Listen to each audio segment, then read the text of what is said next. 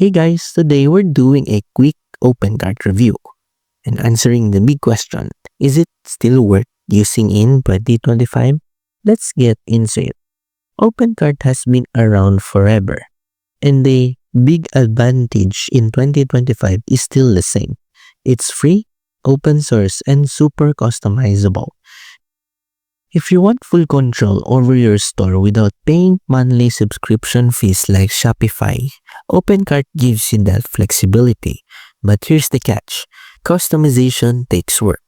Most store owners end up needing plugins, themes, and sometimes a developer to set everything up. If you're not tech savvy, it's not the easiest platform to maintain. Performance-wise, 2025 updates made things faster and more secure. But again, you still need to handle hosting, backups, and security yourself. For people who want a plug-and-play store, that can be a headache. Now, is it worth it?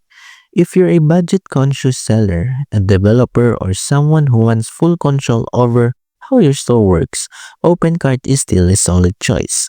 But if you want just launch and run, platforms like Shopify or BigCommerce will be easier. So that's the quick breakdown. OpenCart still works, but it's not for everyone. If this helped, don't forget to like and subscribe for more 2025 reviews.